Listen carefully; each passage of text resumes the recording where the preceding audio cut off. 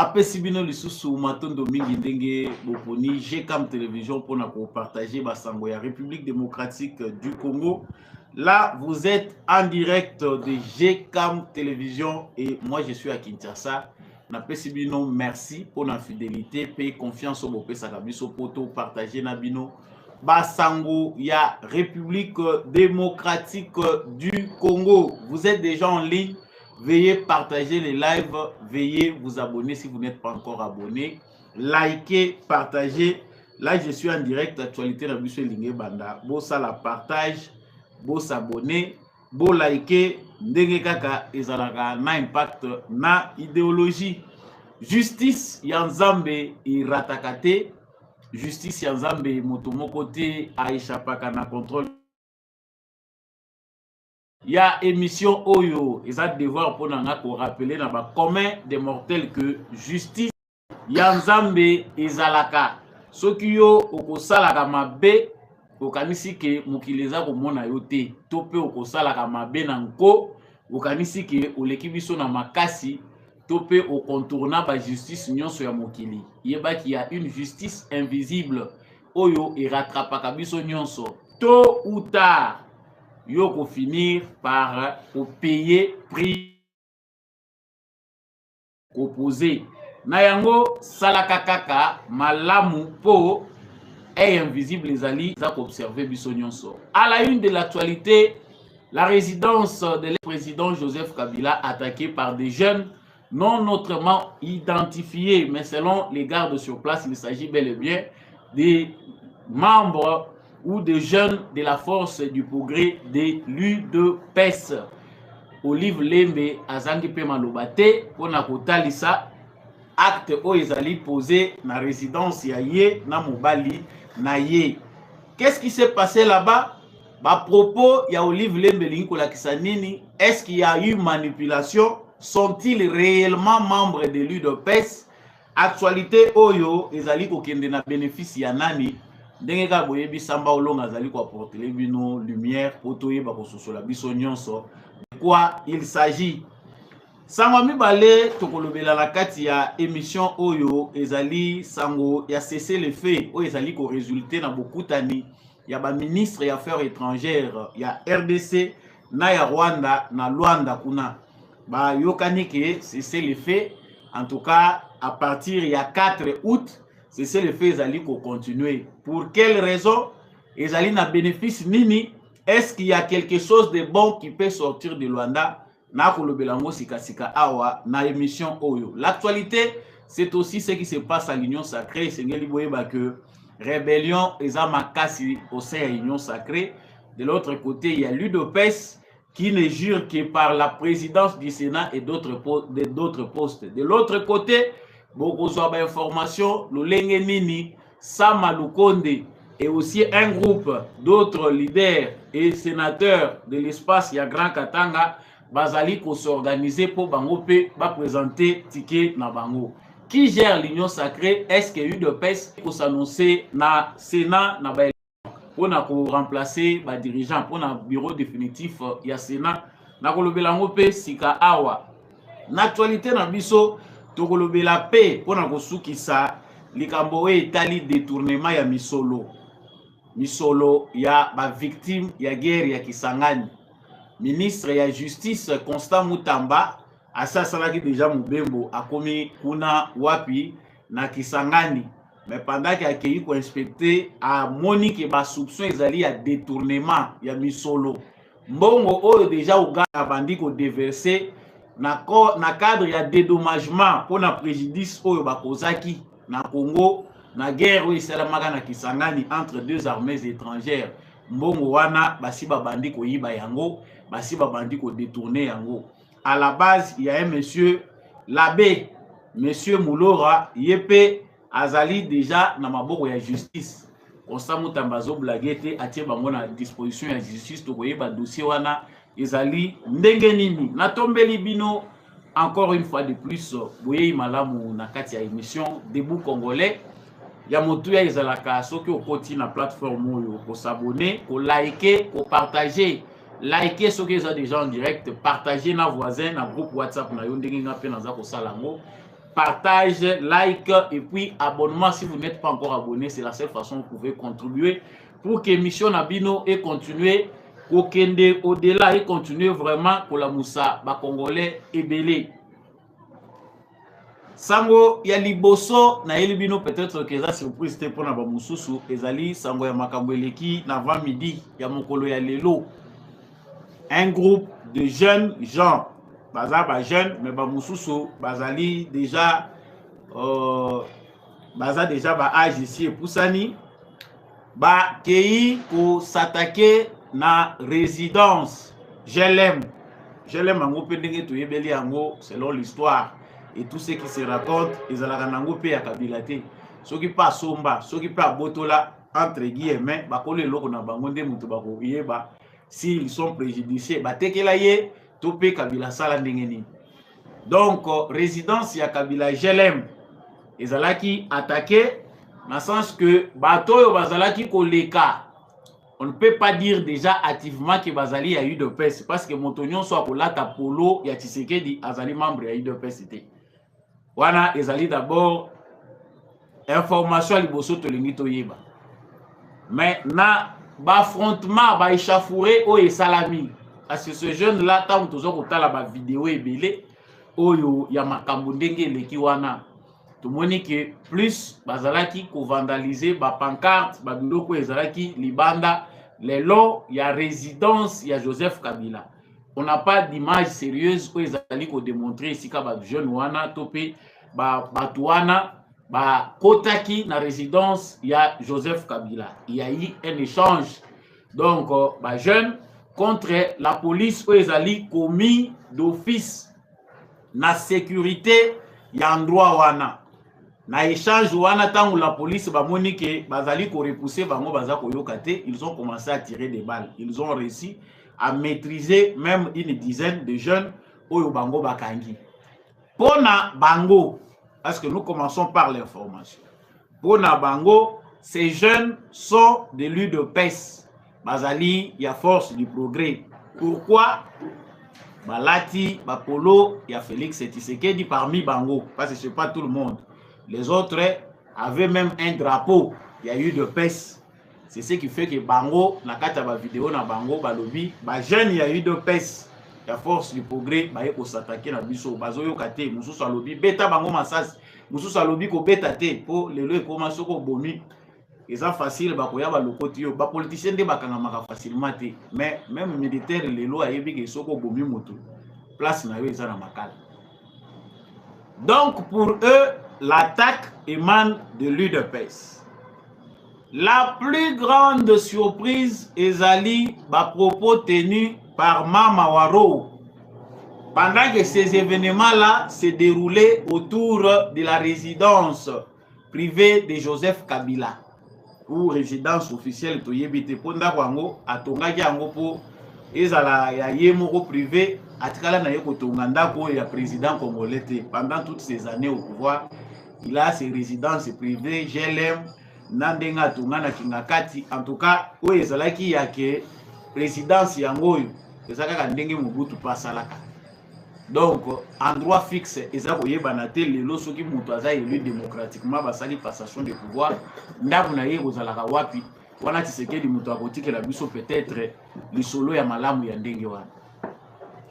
Olive Lembe alobi batu wana bayaki na mission ya koelimine ye. Mission bango bayaki nango ezalaki ba éliminer ye, il serait envoyé pour ba éliminer ye.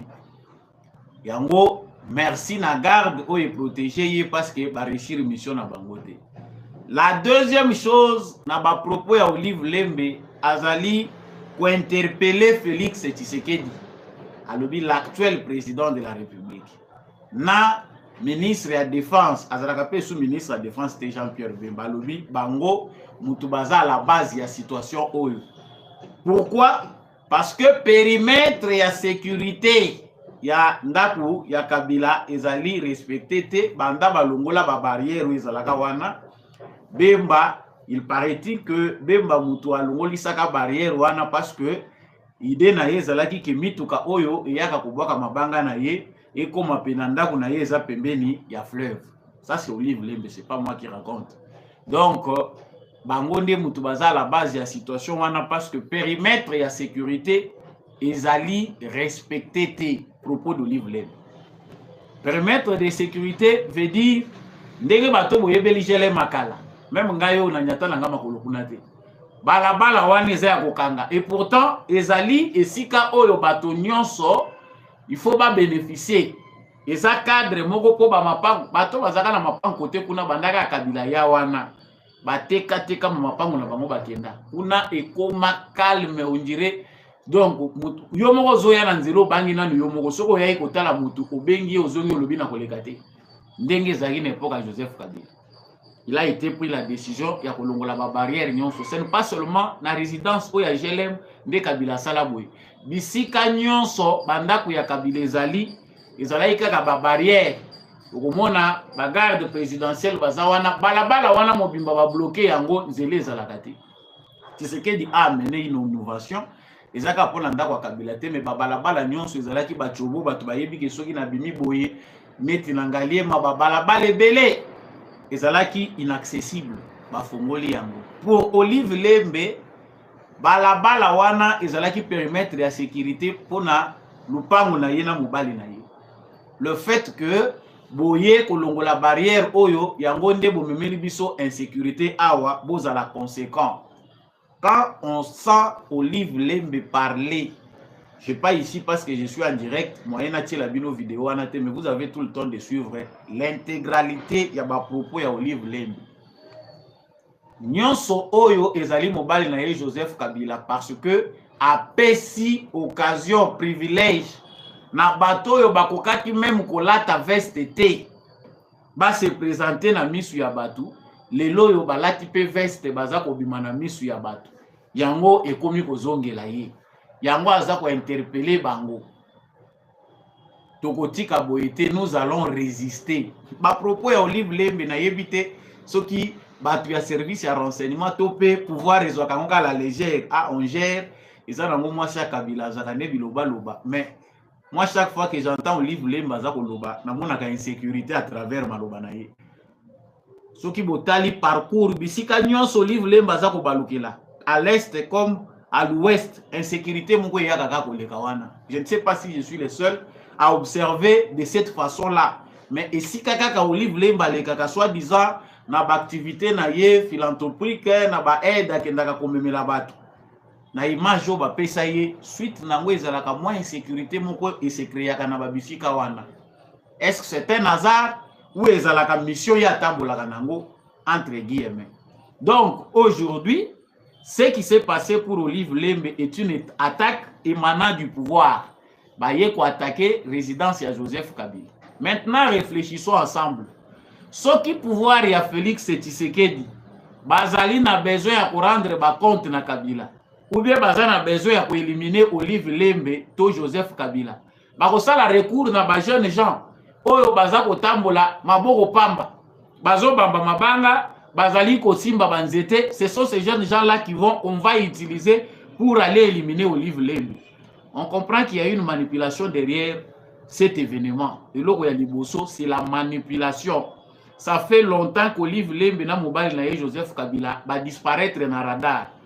Dans l'actualité, baza ko faire partie te. Nous avons commencé à apprendre à kobosa na bango. Tosi to bandi ko mesana kobosa na Kabila malgré ba conséquences. Ya mabe oyo Kabila sali au sommet de l'État, toujours continuer ko vivre yango.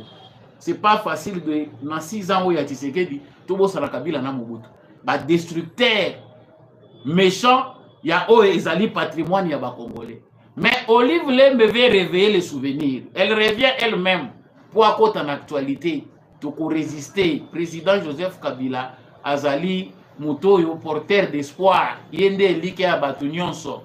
Je dirais même selon moi que Joseph Kabila yende mutazali père de la démocratie. Nzambe nangai.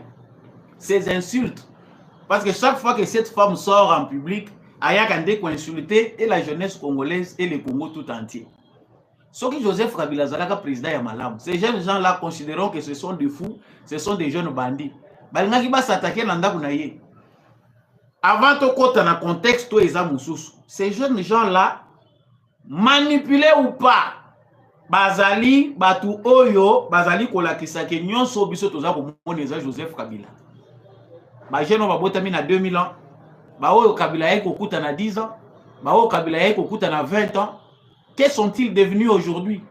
Gouvernance ya Kabila epesi ba jeune chance.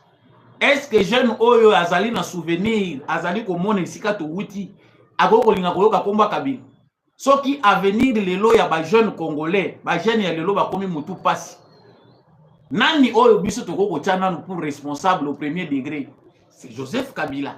Ces jeunes gens-là, on peut dire d'abord historiquement parlant que ezali conséquences de balobaka cause et effet. Joseph Kabila a hypothéqué l'avenir de la jeunesse. C'est tout à fait logique que et si ka cortège à Kabila ezali koleka soki mabanga ya ba jeune eza ko beta cortège à Kabila ezali logique. Baza ko se venger d'une certaine manière. Na gestion ya mutu a sacrifié qui vit na bango. Lelo ba mo mususu toza ko tchana mutu a Tshisekedi. Eza ya Kabila. Eza ekoko s'effacer pendant 10 ans. Il faut que bundanango na génération eza ko matapo o si ba lona kiawa ekoti si batu mususu ba mpese na banzete na mitu. Olive Lembe est dans la planification et loko. C'est l'UDPS qui doit faire attention. Là, j'en parle parce que ezali pe quelque part conséquence, il y a des organisations à parti présidentiel. Et loko yo batebele baza ko monango mais facette ezali plus importante, il faut responsabiliser les pouvoirs. Les partis UDPS aujourd'hui, ils allaient facile. Parce que UDPS est comme un monstre. Ils ont dirigé pour Moutouté. Moi, je me souviens de Tshisekedi qui parlait après Ngaï, pour gérer UDPS. L'UDPS est au pouvoir. Mais Kabouya, Kabound, oh, Tshisekedi a dit que la partie, baza incapable d'organiser pour gérer jeunesse. C'est facile aujourd'hui de trouver un drapeau de l'UDPS, un drapeau de la Force du Progrès, un drapeau du Congo dans un coin. Bameli. Diamba baza kumela wana, baza kumela lotoko isika wana. Pona bango, bazu immunité na protection. Il pense que ceux qui batie drapeau ya Force du Progrès, batie ya UDPS, batie ya Congo, ata bazo mela na bango lotoko na bango bazali ko agresser batu mutu moko akoki ko toucher bango te. La Force du Progrès, pour nous qui savons, pour excuser ngana fongo la parenthèse oyo, je fus parti.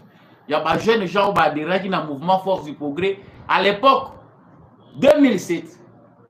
Le président Etienne Tshisekedi d'une époque où on a le vous êtes la Force du Progrès. Pourquoi? À Santaki que les jeunes sont résistants, capables d'apporter et l'autre mot pousser de l'avant. C'est ça, c'est d'où là la Force du Progrès vient. Après, et comment qui instrumentaliser, manipuler, les cadres à parti comme pouvoir, comme ça qui a un instrument à bango pour ne se régler par compte. Mais l'autre Tshisekedi au pouvoir. La Force du Progrès est commis et l'oko ba commis ko comparer unité de mesure ba bazotala ba béret rouge n'époque ya Kabila na Force du Progrès n'époque ya Félix Tshisekedi. C'est une honte. Banani bakoki organiser parti na bango pour que les gens ne puissent pas manipuler des inconscients qui ne connaissent même pas les combats de l'UDPS.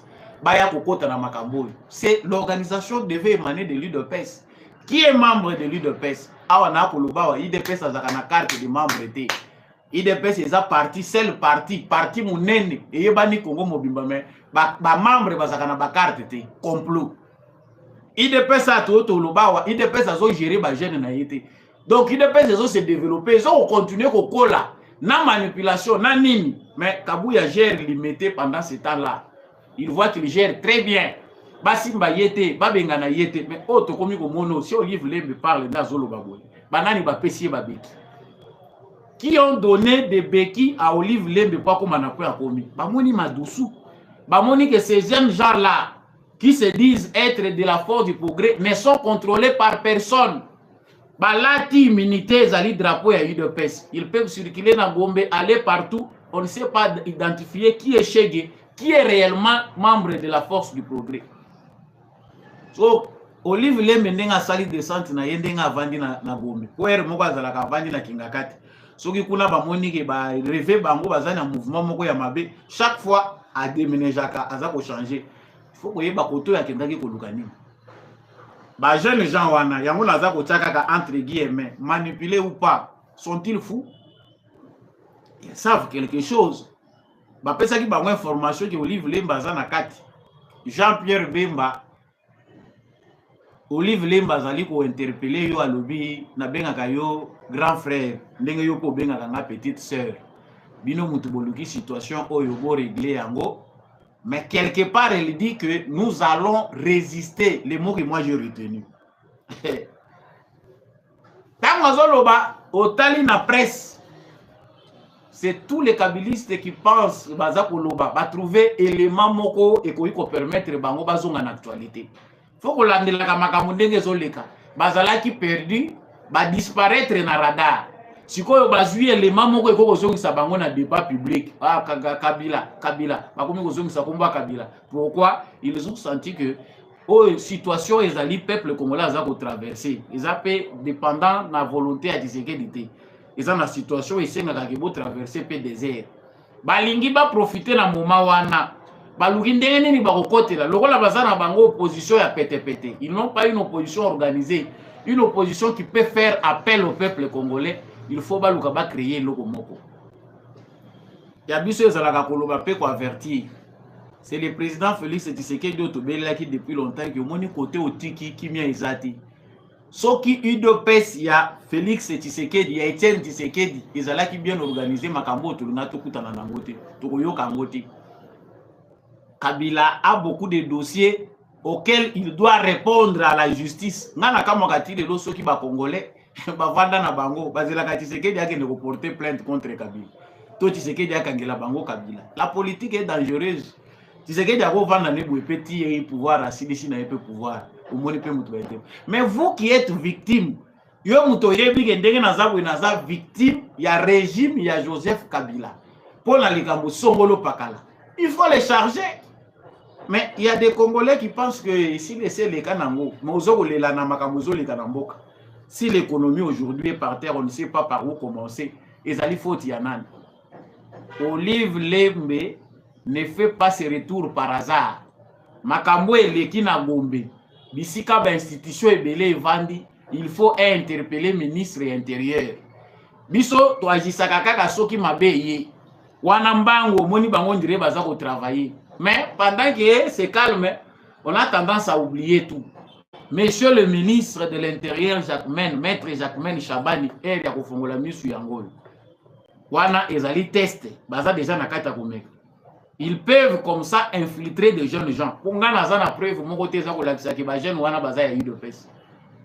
Porter un polo ya Tshisekedi, même ba kabiliste ya kalaba koma kolata ba polo ya Tshisekedi.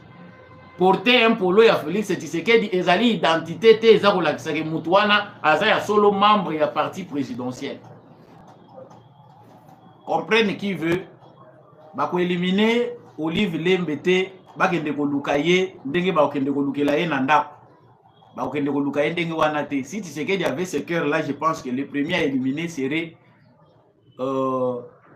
Joseph Kabila. Et il en a les moyens. Mais le rôle est démocrate à l'obité, yo vanda na yo wana, to la dossier na yo, nous allons traiter ça et puis voilà. Donc ce qui s'est passé ce matin, bateau bazali ko luka bazo éclaircissement, vous avez la lumière. C'est une manipulation. Ezali orchestré. Ba kabiliste ba yebi émanation à l'Ikabouana. Il s'est passé quelque chose. Mais pour que cela n'a pas atteindre l'objectif te na makamuna bango baza ko luka, pour qu'il ne continue pas. Et parti, il y a président de la République, il faut s'organiser. Qui sont membres de comme ça, ceux qui policiers à Kangi Moutouaza Kolobagi, Nazali, il y a eu de peste, on sait identifier qui est qui. Parti au pouvoir, sans carte de membres. J'ai dit. Sangwami Balé, Nayela Gibino na kati émission Oyo, Ezali Sango, il y a aventure Mogo les gars qui lobby, on en a parlé. J'ai même analysé dessus, mais résultat, topé information ezali ko découlé na beaucoup d'années à ministre na biso affaires étrangères, na ministre des affaires étrangères il y a Kagame et Boti Nini. Je peux aller rapidement pour vous dire que Tidjem zéro. Zéro ya munene. Pourquoi? Parce que j'ai d'ailleurs tout dit dans l'émission et les kaki. Processus ezali koleka na Luanda eza nango na bénéfice ya diplomatie pour ceux qui peuvent encore espérer que, à travers les dialogues, à travers Kovanda Wana aventure à l'américaine, Kagame peut plier bagage et puis que je me retire du Congo. Aventure où elle est qui na Luanda lobby, ezali made in America. Ezali bien forgé par les Américains. Où bazaba initiative il y a cessé le feu. Balobi va conclure, balobi à partir le 4 août, cessé le feu moussou sur mais on se demande que dans la semaine oyo, l'affrontement, ezali kosalima dans certains endroits na Masisi, pe na Rutshuru, bitumbeza ko continuer. Mais bango va conclure que pour na bango, et logo va trouver d'abord dans un premier temps c'est un cessez-le-feu. À quoi sert le cessez-le-feu si l'armée rwandaise ne se retire pas du sol congolais? Cessez-le-feu entre RDC et Rwanda. Corneille Nanga qui pense être le chef d'un mouvement rebelle joue au foot na Rutshuru. C'est se moquer de nous quelque part. Les cessez-le-feu, oyo bango baza ko senga biso fo ba biso mesure ou bien bazui. Mesure nini bazui importante ko sala que dans les jours à venir, on ne va pas revivre autres ali na kati ya ko revivre. Na lobela ka mo pe lobi na lobi Félix Tshisekedi a beaucoup compris, à comprendre faiblesse ya ba envoyer na ye amoni il faut qu'on a commencer par les envoyer avec des membres chevronnés à service et renseignement pour éviter qu'ils soient manipulés ou bien utiliser à d'autres fins comme les Rwandais ont l'habitude de le faire. C'est l'effet Made in America et là lisa Tshisekedi pungite et là lisa nango militaire congolais pungite parce que dans la pratique à 100%, c'est le fait à 30%. Le reste du temps, des deux côtés, ça s'organise.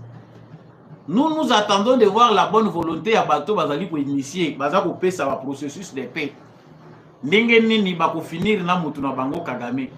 Est-ce qu'ils sont prêts à se débarrasser de lui ou bien Bazali on a besoin de gagner temps? Parce que aux États-Unis c'est les élections. Entre les démocrates et les républicains, ndenge ezali ko bunda na bitumba bazali ko tuta na mitu, to yebite certainement.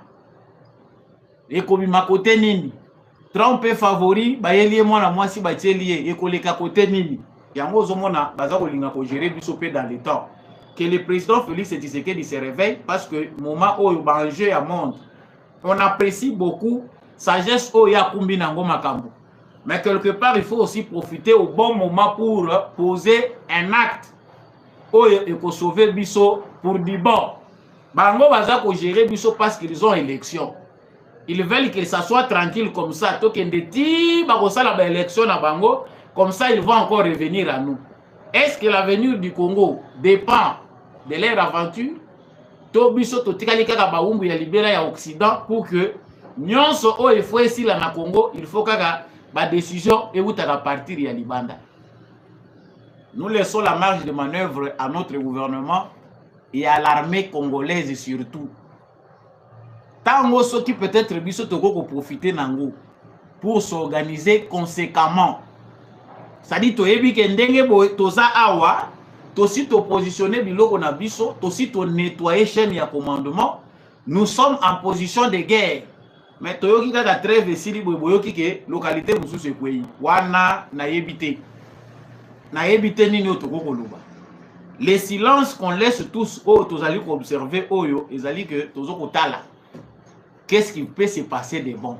Mais dans la réalité même lui-même Félix Tshisekedi est pessimiste par rapport à processus ezoleka kuna. Asia bimisaki déjà libanda président ya Kenya alobi kuna toza ko espérer le sous le côté parce que le président Kenya a zui na ye parti à Rwanda. Na Rwanda pe nyonso to décidaki banda to bandaki processus oyo Kagame a respecté Kangoti. Quelle est la certitude que maintenant cette fois-ci le rôle de ministre des Affaires étrangères mi balé bakutani et logo ya malongé ko bimakuna. Il n'y a rien de bon. Tu sais que ce qu'il gère c'est le temps où il y a Pessi Bango, il y a Kolaka Bango que si vous ne faites rien, nous nous prenons en charge. Mais toi, hésite à cater. Moi, je suis d'accord avec nos frères Wazalendo. Bande Konabiso Wazalendo, Oyo, va comprendre que d'ici fin d'année Oyo, si rien n'est fait, tokota Rwanda. Wana naza d'accord que boya na Kinshasa, boya na Bakargo, boya na Banini, il y aura des jeunes qui peuvent quitter à Kinshasa comme volontaires. Bakei ko rejoindre Bitumba wana poto sili sango biso moko. Des gens me demandent, me posent la question bandeko baza en ligne. Trevo balobaki ezali pour des raisons humanitaires. Baton ya maïs eza combien? Merci à ceux qui nous suivent depuis les États-Unis. Baton ya maïs o bapesi pona bandeko na biso bazali ko vivre na ba conditions précaires eza combien? Vous verrez que ezali nango farce. Batu baza ko lala libanda, baza ko polela mbula. Mais tomoni eloko moko te oyo bolobaki non humanitaire.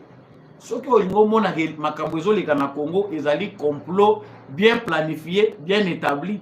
Landaka ka côté o bandaye ko betela biso déjà nzembo ke Goma kokweya.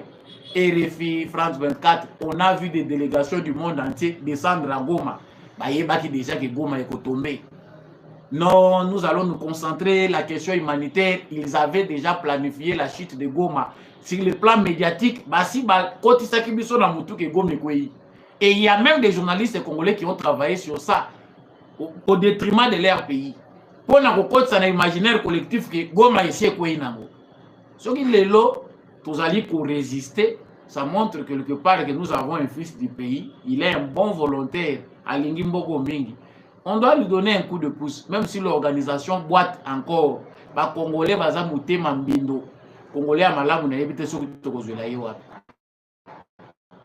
Voilà pour ce qui s'est passé dans Makanda. Il faut liker, partager, bandeko boza en ligne. Veuillez partager vraiment. Prenez-vous en charge basi ba yebisaki bino yango. Il y a une autre information ezali makambo eza koleka na Union Sacrée avant tout que les Kisangani et pas le ministre de la Justice. Cette affaire de l'Union Sacrée démontre la faiblesse dans le leadership et le de paix. Je pense que d'autres communicateurs en ont parlé. Poste, il y a présidence, il y a Sénat. Et comme il y a le rôle à Batubazali, c'était comme le rôle à poste est réservé dans la zone linguistique, mais sans soubassement.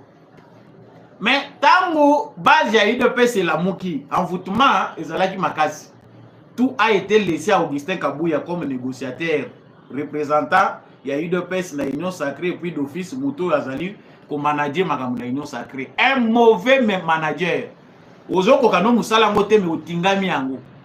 Awa toza kolobawa rébellion ezali lisuko mona na Union Sacrée pona makambo etali bureau définitif ya Sénat. UDPS azali mama na bango nyonso na Union Sacrée force ya makasi eza de UDPS. Quelle est cette théorie là bala ki sabiso avant batia na pratique où eza ko sala que président ya Sénat il faut ezala sama lukonde, il faut outa un espace Grand Katanga, il faut outa na UDPS. Lokola bandeko ya UDPS batelemeli Augustin Kabouya batelemi balobi impossible, nous ne pouvons pas céder. Présidence ya Sénat ekoki kokende te et boti lisusu makelele. UDPS alobi présidence ya Sénat tozwa questeur. UDPS aponi oya yo etikali bokabola toyoka na ndeni bokabola. Et boti makelele. Bakei na Hôtel Fleuve Congo. Bakei kokuta na kuna babandi pe ya bango mazita parce qu'il y a un vide. Président Félix Tshisekedi a haute autorité morale, mais le manager principal où il y a Charjaki, où il y a Zali, au manager Batunakati à Union Sacrée, a faible. Union Sacrée, comme il y a la boîte où il y a se conduire, manager a zana été. Ba poste où il y a censé qu'il y a maboko ya UDPS, et Zali ko se retrouver na maboko ya batu mususu. Aba sama lukonde, asali clan na bango na ba fifi masuka na ba mususu, bango pe balobi, il faut pas présenter ticket na bango. Ils sont en train d'enregistrer des sénateurs pour Babi Misape Mutuna Bango. Ils vont à l'encontre de la décision de la IDPS. Et veulent à tout prix avoir un président du Sénat où Yazali Yangambu Bango. Voilà là où nous arrivons lorsqu'il y a des gens sans vision, sans esprit managérial. Yo li ko gérer parti mounene logo la UDPS. Nathan au UDPS, Azali sous UDPS, à opposition, mais parti au pouvoir. Il faut être un bon manager politique. Il faut être un stratège. Soki oza défaut oza nango te, il faut s'entourer na batu baza chevronné. Ndenge nini okoki ko manipuler ko motiver batu po zwa we ezali gain de cause. Sikoyo awa batu babaluki balobi tozana chef de l'état, so bazo bima na média tozana chef de l'état. Siko bitumbe comme les sous pour la présidence à Sénat. Ça risque de s'éterniser comme ça. Les complots veulent que IDPS a la présidence à Sénat, IDPS a lobby za yango te biso to kosala pe na ndenge na biso. Mais quand on se rabat na lobby likambo sa malukonde oyo. Le président Félix Tshisekedi est en train de fabriquer d'autres gens. Ça malukonde lelo, eza po ba tchaki yo premier ministre. Koto yo utaki oyebaki mokolo nini kokoma président ya Sénat. Mais maintenant, il faut commencer à manipuler les gens, se réunir tout autour. Tozana Tshisekedi, mais vous êtes en train de freiner le pays. C'est nango pe apport nango eza oyeba na pendati. Qu'est-ce qu'on gagne? Et là on nini biso to gagnaka na Sénat congolais. Tant toza kotala pendant ndenge mboka na biso ezali kotambola. Nous gagnons quoi avec le Sénat congolais? Pona nini ko boma Sénat oyo te? Toke ni mbangu kaka na ba réforme. Soki pe baza koyoka na te, to dissoudre te loko to longoli yango. Ezala lisusu eloko biso toza kotalela yango te. Le Sénat est commis dans mon place il y a théâtre. Parce que le Sénat, on peut se retalier dans la configuration actuelle. J'ai des larmes aux yeux. Quand on prend des jeunes gens à peine arrivés en politique, beaucoup si bango ba sénateur, c'est que Sénat on toujours y battre esprit. Il y a bateau ba créer l'eau ba bengi Sénat ezani. Sénat eza esika ya basage. Bateau oyo basi ba travailler, bazali une expérience na ba domaine ebele à l'état. Tant baza na Sénat ezali ndepo misu na bango ya bateau baza une expérience. Tant makambo ezo uta na Assemblée nationale, ils peuvent voir avec expérience pour baper sa peu orientation mususu. Mais malheureusement, on prend des jeunes gens. Pouf! Mbala moko ba bombarder batina. C'est nango. Quand on dit que tout est à refaire au Congo, nous devons comprendre, chers Congolais, que Bitumbe Zali Makasi, les Congolais doivent comprendre que responsabilité à mounene na affaire oyo, les alliés à Congolais bangomo. Si les Congolais veulent eux-mêmes, ils peuvent. Si les Congolais pensent qu'il faut que la Tshisekedi peut être vraiment démocrate à Magila. Ezala makambo ya koki ko sala mazo sala ngote que le peuple seul se révolte contre Batouana. Parce que Tshisekedi a sali yango ba koloba Tshisekedi dictateur, il nous impose tout. Mais ceux qui baza confronter na peuple ye moko na maturité na ye, c'est ça la démocratie. Bilo lo Tshisekedi, pona nini azocha bango, pona nini akoko s'imposer te, pona nini akineko zo mutu lokola nani. Vous peuple congolais, vous faites quoi? Lisez bien votre constitution, chers Congolais. Ezali pasi mingi que monsieur Augustin Kabouya fasse profil bas. Babengani yete na UDPS, mais quand on voit ce qui s'est passé, Madoussou ya minene, ou eza ko sala ke Tshisekedi a boité lelo. Tshisekedi aza ko boité te pour incompétence na Tshisekedi aza accompagné te na UDPS ya solo. Tshisekedi aza accompagné na ba commerçants politiques, ba malfaiteurs. Bato yo bazui UDPS loko le logo na bango et servir bango ba s'enrichir davantage. Comme les Augustin Kabouya. Voilà pourquoi politique à Tshisekedi, même dans l'union sacrée, on ne sait plus le rôle de l'UDPS. Quand on a besoin de présenter au Monika et Moutoua Solo Azawana, on le sent qu'il y a vide. Ndenge basai la kamakambo ezo zalaka compliqué. Tika baninga oyo bakoko zala intellectuellement préparé, sagesse, intelligence ezali, nakati ya UDPS bato ya mayele bazali pour sauver les meubles. Na liru ezako kendeboe. Soki kaka na Sénat ou se perdre bosuka wapi. Mais ça la révélation moko naza ko sala pona ndeko sama lokonde à comprendre ngo makambo ya UDPS ici li sala batu carrière qu'il fasse attention na front o ya lingi ko tcha libaya o ya linga tcha na UDPS et comme ka compliqué. Là même la carrière politique aux hommes eza florissante wana o risquer au disparaître penda. Boti ki la UDPS ala kisabatu combat oyo tobundi pendant plus de 30 ans, 40 ans.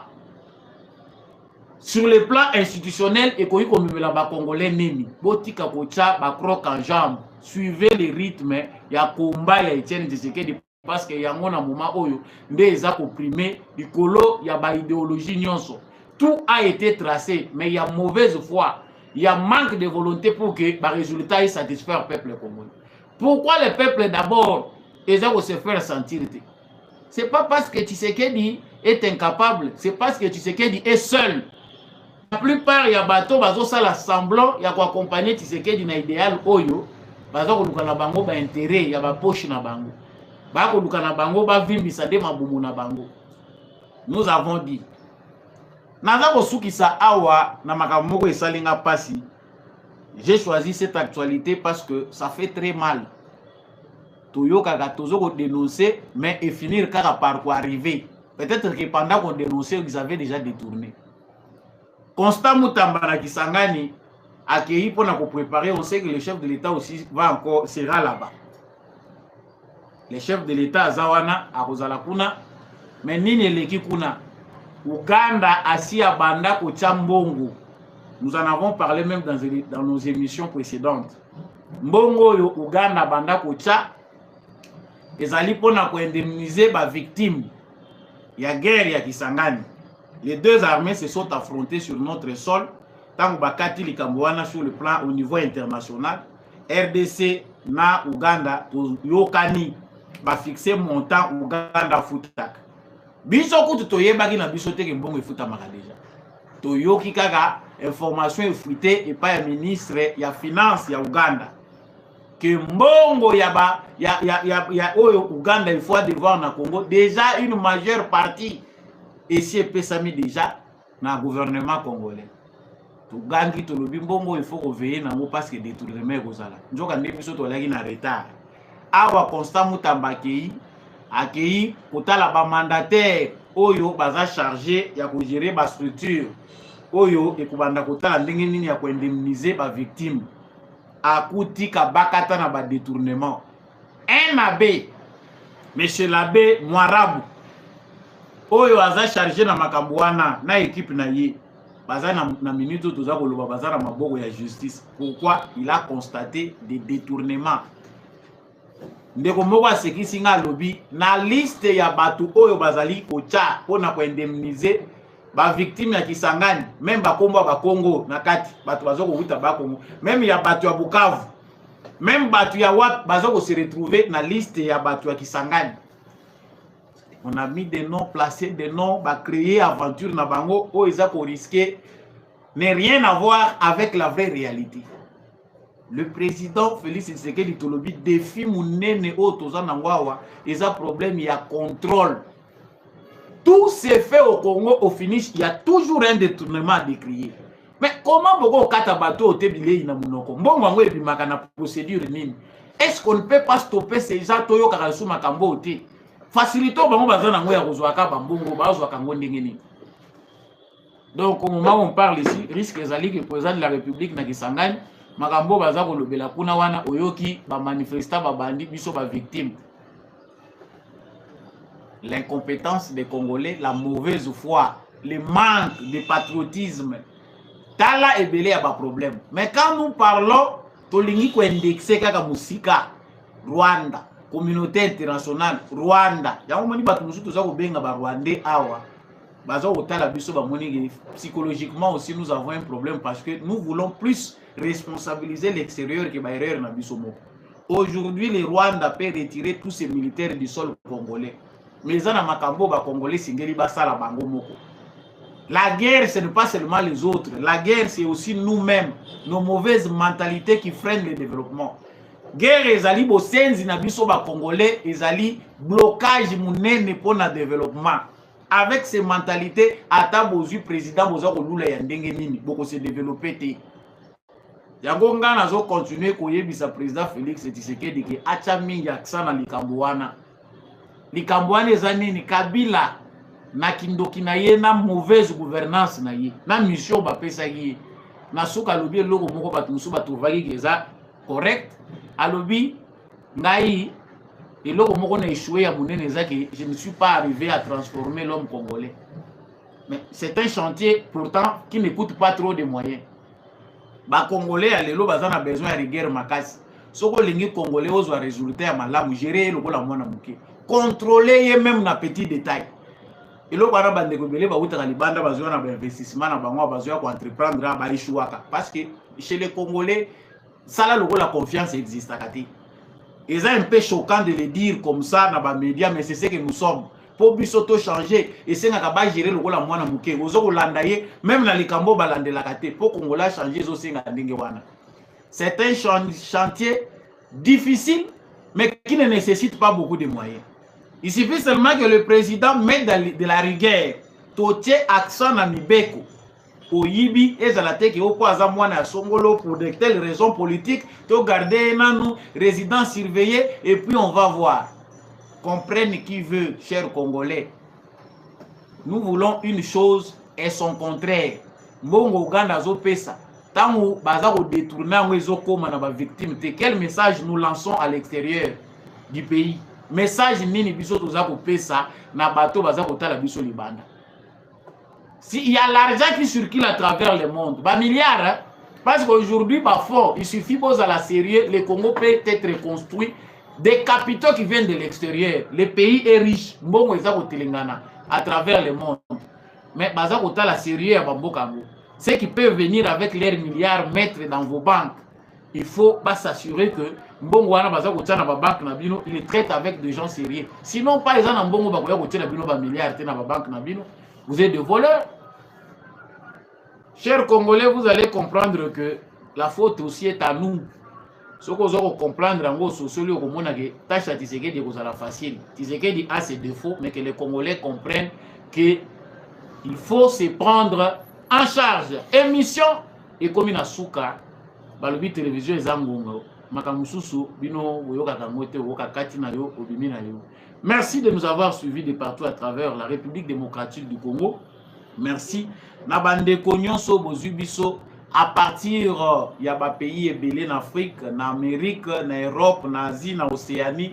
Je vous dis grandement merci. Continuez à partager cette émission. Likez si vous n'avez pas encore liké. Abonnez-vous à cette chaîne si vous ne l'avez pas encore fait. Merci Nandekombi à chaque fois qui n'a pas caméra.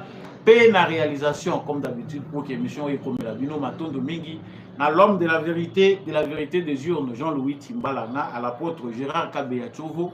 Merci à Papa Boniface Mpunga, Papa Michel Lumakaso, Papa Maurice Kikangala, Papa Fedingwama. Merci na Baïnion Sobolinga, Samba Olunga, Maman Lisette Mumbendou, Maman Anima Samba, Maman Bilbidonda et tous ceux qui participent à cette plateforme pour partager, liker et faire abonner les autres. Je vous dis grandement merci. Congo na motema, Wazalendo na motema, tokutani prochainement na émission Moussous.